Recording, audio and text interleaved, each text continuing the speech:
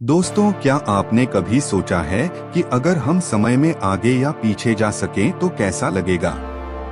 अगर हम अपने अतीत को अपनी आंखों से देख सकें या भविष्य की दुनिया में झांक सकें। आज मैं आपको एक ऐसी ही अद्भुत कहानी सुनाने जा रहा हूं, जिसमें एक दादी ने अपने पोते पोती को असली टाइम ट्रेवल करवा दिया।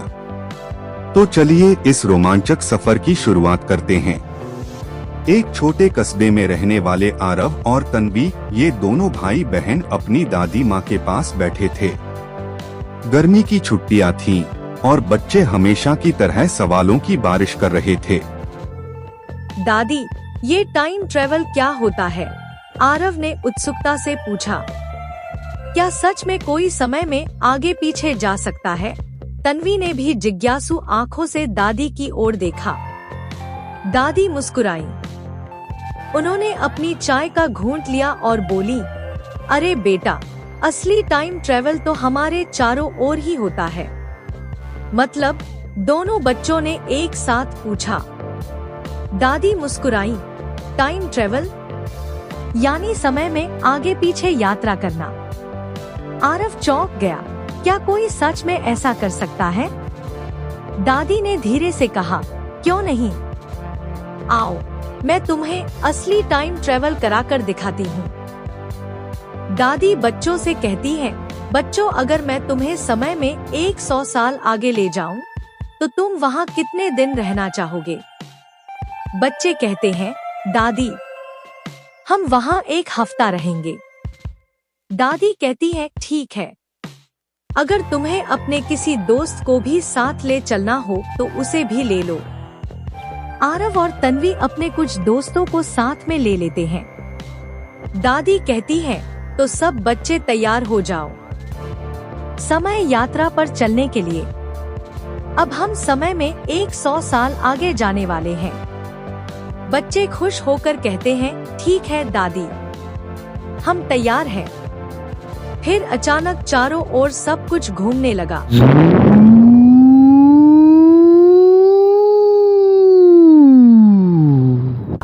और जब सब स्थिर हुआ तो वे खुद को एक बड़े शहर में पाते हैं। ऊंची ऊंची इमारतें, तेज दौड़ती मेट्रो, चमचमाती सड़कें, लोगों की भीड़। बच्चे बोले, दादी दादी, ये हम लोग कहाँ आ गए? यहाँ कुछ जाना पहचाना लग रहा है। दादी ने कहा, हम अपने समय से 100 साल आगे आ गए हैं। यह हमारे ही देश का एक मेट्रोपॉलिटन सिटी है।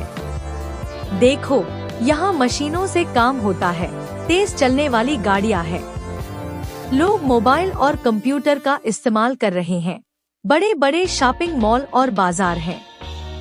जब बच्चे मेट्रो स्टेशन पर पहुँचे तो उन्होंने देखा कि स्टेशन पर अपने आप चलने वाली सीढ़ियाँ हैं।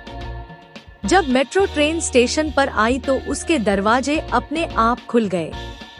बच्चों ने हैरानी से यह सब अनुभव किया। जब बच्चे मेट्रो से उतरे तो वह शहर की इतनी भीड़ और लंबा ट्रैफिक जाम देखकर परेशान हो गए। बच्चों ने दादी से पूछा, दादी, यहाँ तो मेट्रो ट्रेन चलती है, बड़े बड़े फ्लाई ओवर बने हुए हैं, लेकिन उसके बाद भी इतना सारा ट्रैफिक जाम लगा रहता है। दादी बोली, बेटा, यह इसलिए है कि जो आदमी जहाँ का रहने वाला है उसे वहाँ कोई रोजगार नहीं मिलता है। इसलिए मजबूरन लोग बड़े शहरों की तरफ काम की तलाश में भागते हैं, जिससे 10 लाख की क्षमता वाले शहर में 60 से 70 लाख लोग जमा हो जाते हैं। ऐसे में मेट्रो चलाने या पुल बनाने से जनता का तो कोई फायदा होता नहीं है। हाँ, पुल बनाने वाली और मेट्रो चलाने वाली कंपनियों का जरूर फायदा हो जाता है। बच्चे दादी के साथ एक विदेशी ब्रांड के रेस्टोरेंट में कुछ खाने के लिए गए, लेकिन तब तक बाहर खड़ी उनकी गाड़ी का चालान हो गया। उसके बाद वह कुछ शॉपिंग मॉल और पार्क में घूमे। आरव ने कहा, दादी, क्या आप हमें और एडवांस और आगे की दुनिया में ले जा सकती हैं? दादी ने कहा, बिल्कुल, क्यों नहीं। सब बच्चे तैयार हो जाओ, अब हम समय में 500 साल आगे फ्यूचर में जाने वाले हैं। सब बच्चे एक दूसरे का हाथ कसकर पकड़ लो।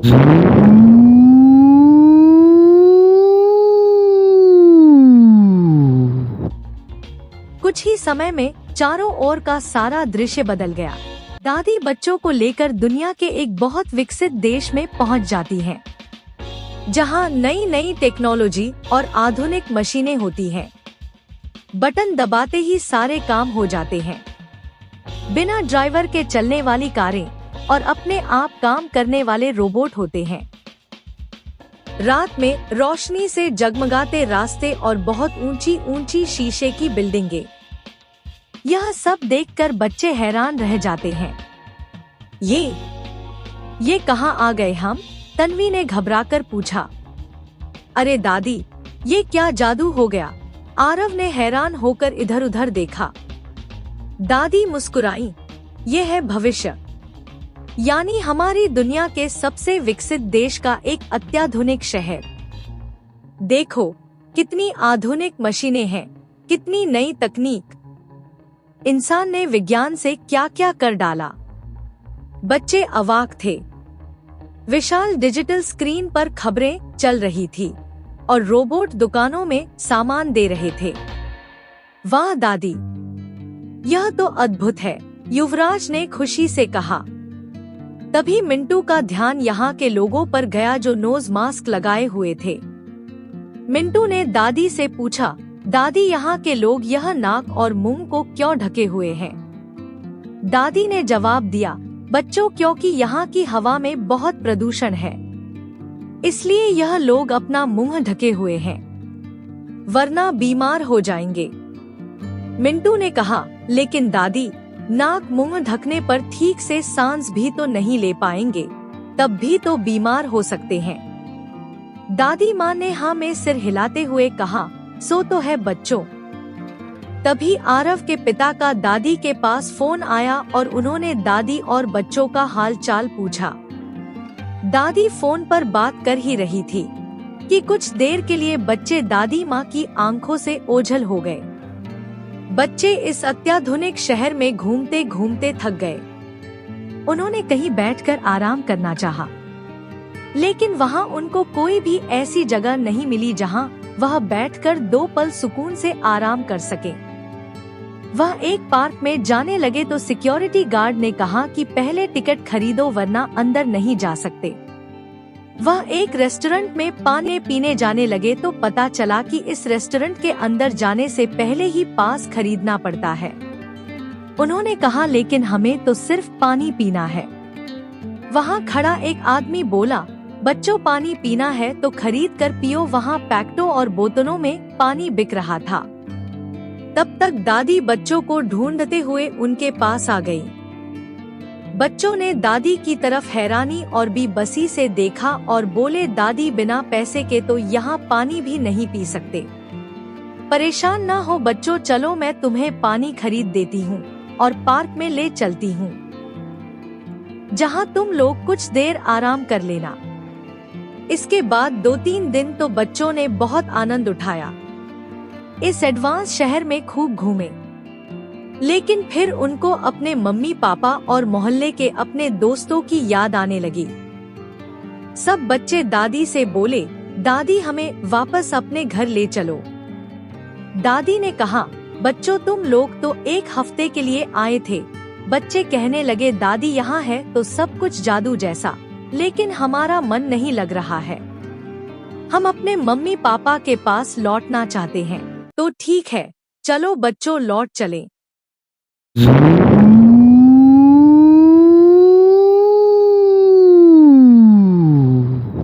इसके बाद दादी बच्चों को लेकर अपने कस्बे में लौट आईं और बोली कि अब हम लोग अपने वर्तमान में लौट आए हैं। बच्चे अपने मम्मी पापा से मिले और उन्होंने जो कुछ विकसित और आधुनिक शहरों में देखा था उसके बारे में बताया। दादी ने कहा, हमारे इस छोटे से कस्बे में अभी ज्यादातर लोग चिट्ठियों से बातें करते हैं और अखबार से खबरें पढ़ते हैं। हाँ बेटा, मनोरंजन के लिए लोग अभी भी रेडियो सुनते हैं और कहानियाँ पढ़ते हैं। दादी बताती हैं, कस्बे की ज्यादातर सड़कें कच्ची हैं। पक्की सड़कें टूटी फूटी और गड्ढों वाली हैं। परिवहन के नाम पर पुराने धुराने टेम्पो और पैडल वाले रिक्शा हैं। सामान ट्रैक्टर ट्रालियों से ढोया जाता है। स्कूल है लेकिन कॉलेज नहीं है। उसके लिए बड़े शहर में जाकर पढ़ाई करनी पड़ती है।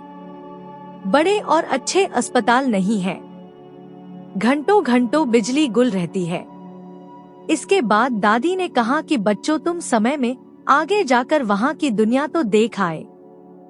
अब क्या तुम समय में पीछे जाकर यह देखना नहीं चाहोगे कि तुम्हारे दादा परदादा और पूर्वज कैसे रहते थे? बच्चों ने कहा, हाँ दादी माँ, हम जरूर देखेंगे। चलो दादी, हमें समय में पीछे ले चलो। तो चलो बच्चों, अब हम समय में पीछे चलते हैं।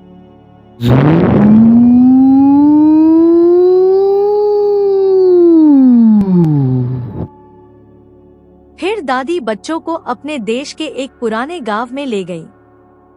यहाँ न सड़कें थीं, न कारें।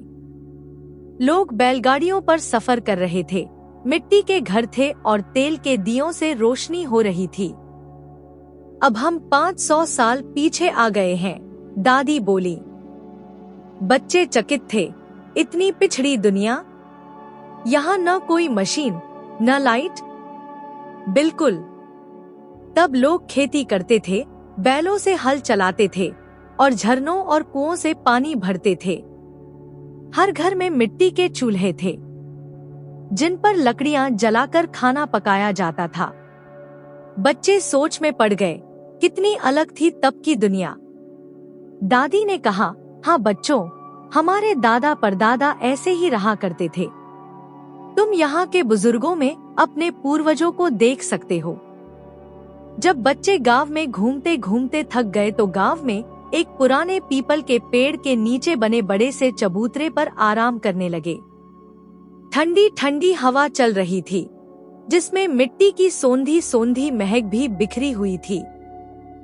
बच्चों को प्यास लगी तो पास में रखे घड़े से पानी पी लिया।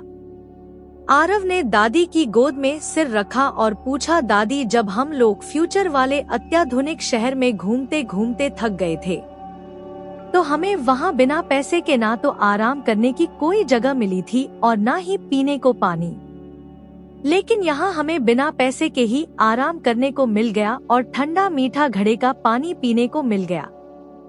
तन्वी बीच में बोली, और ठंडी, खुशबूदार और शुद्ध हवा भी। दादी ने कहा, बच्चों, यही तो फर्क है नई और पुरानी दुनिया का। दोपहर हो चुकी थी। खेत में सुबह से काम कर रहे गांव के कुछ लोग भी इस चबूतरे पर आकर आराम करने लगे और कुछ अपनी पोटली में बांध कर लाए खाने को खाने लगे। युवराज एक किसान को अपनी खाने की पोटली खोलते हुए देख रहा था। उस किसान ने युवराज से कहा, आओ बेटा, लो एक रोटी तुम भी खा लो। युवराज ने दादी की तरफ प्रश्न भरी नजरों से देखा कि रोटी ले या ने ले। दादी ने कहा, तुम्हें भूख लगी होगी, ले लो।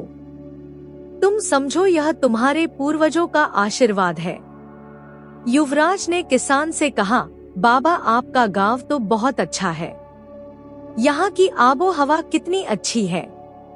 गांव के किसानों ने बताया, बच्चों, बाग बगीचों और पेड़ों के कारण यहाँ की आबो हवा तो अच्छी है। यहाँ प्रदूषण बिल्कुल नहीं है, लेकिन खेती के हालात बहुत बुरे हैं। जबकि हम गांव के लोगों का जीवन पूरी तरह खेती पर निर्भर है। किसानों ने कहा, जब फसलों को पानी की जरूरत होती है तो सूखा पड़ जाता है। जब फसलें पककर तैयार हो जाती हैं, तो बाढ़ आ जाती है, जिससे फसलें बर्बाद हो जाती हैं। तुमने देखा, गांव में कच्चे पक्के घर मकान हैं। यहाँ न बिजली की व्यवस्था है, न पानी की। खाद, बीज, सिंचाई की समस्या बनी रहती है। छोटे छोटे खेतों के कारण आधुनिक तरीके से खेती नहीं हो पाती। तन्वी ने दादी से पूछा, दादी, क्या इन समस्याओं का कोई हल नहीं है? दादी ने कहा, हम जब विकसित शहर में गए थे तो वहाँ की खेती पर सूखा या बाढ़ का कोई असर नहीं पड़ता था। इसीलिए तो उन्हें विकसित देश माना जाता है। आरव बोला, दादी, हम लोग आधुनिक समय की अच्छी चीजें जैसे विकसित खेती, मशीनें, टेक्नोलॉजी वगैरह और इस पुराने समय की अच्छी चीजें जैसे सुकून, भलाई, ईमानदारी, मेहनत और प्राकृतिक सुंदरता को मिलाकर एक बढ़िया और नई दुनिया बनाएंगे। दादी ने कहा, बिल्कुल, तुम बड़े होकर ऐसा ही करना। इसके बाद किसानों और दादी के बीच बातचीत होती रही।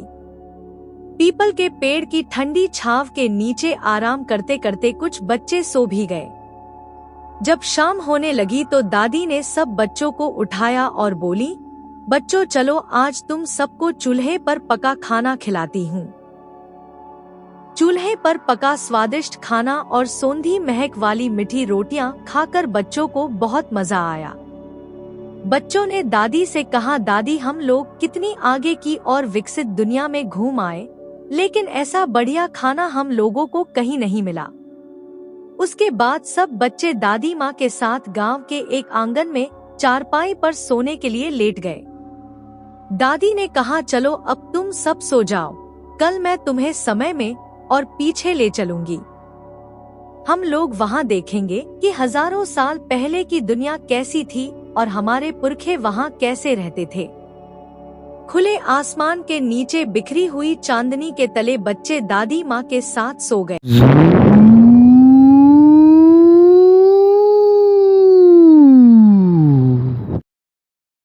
सुबह जब बच्चों ने आँख खोली तो उन्होंने खुद को घने जंगल, पहाड़ों और नदियों के बीच पाया, जहाँ आदिवासी कबीले रहते थे। वहाँ चारों ओर बड़े बड़े पेड़ और गुफाएं दिखने लगी। लोग जानवरों की खाल पहने हुए थे, कुछ ने पेड़ के पत्तों से शरीर को ढका हुआ था, लकड़ियों से आग जला रहे थे और भाले तलवारों से शिकार कर रहे थे। अब हम हजारों साल पीछे आ गए हैं, जब इंसान गुफाओं और जंगलों में रहता था, दादी ने कहा। बच्चों के रोंगटे खड़े हो गए। मतलब तब इंसानों के पास कुछ भी नहीं था, न कपड़े, न घर, न गाड़ियां।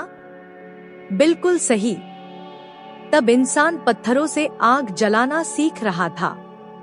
धीरे धीरे उसने खेती सीखी, गांव बनाए और फिर शहर। दादी ने बताया, ये असली टाइम ट्रेवल था मेरे बच्चों। जब हम अलग अलग समय की दुनिया को देखते हैं और उसे महसूस करते हैं, तो यह भी एक तरह का टाइम ट्रेवल ही है। बच्चों ने जोर से तालियां बजाईं। वाह दादी, आपने तो हमें सच में टाइम ट्रेवल करा दिया। इसके बाद बच्चे और दादी कस्बे में लौटे।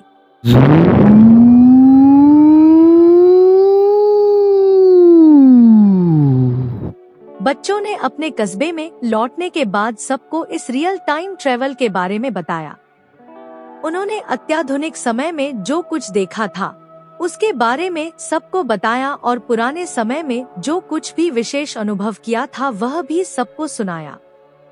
कस्बे में बच्चों से लेकर बड़ों तक यह सब सुनकर हैरान हो गए। इस तरह दादी की अनोखी कहानी प्रसिद्ध हो गई और सब जगह लोग इसे सुनने और सुनाने लगे। बच्चों, इस कहानी से हमें दो सबसे बड़े सबक मिलते हैं। पहला सबक तो यह है कि पूंजीवादी दुनिया में विकास बहुत ही असमान ढंग से होता है। कुछ जगहें बहुत एडवांस और आधुनिक हो जाती हैं, जबकि कुछ जगहें बहुत ही पिछड़ी और पुरानी रह जाती हैं। और दूसरी सीख यह है कि सिर्फ आधुनिक मशीनों और टेक्नोलॉजी को हम विकास नहीं मान सकते हैं, क्योंकि हमने 500 साल आगे की विकसित दुनिया में देखा कि लोग सांस नहीं ले पा रहे हैं, वहाँ पानी तक बिक रहा है। 100 साल आगे वाले शहर में हमने देखा कि लंबे लंबे ट्रैफिक जाम लगे हुए हैं, यानी लोग चल भी नहीं पा रहे हैं। तो जहाँ समय और सुकून ना हो, यहाँ तक कि लोग सांस ना ले पाएं, चल ना पाएं, खा पी ना पाएं, क्या हम उसे विकास मान सकते हैं?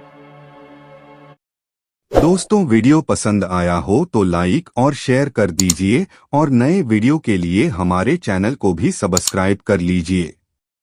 धन्यवाद।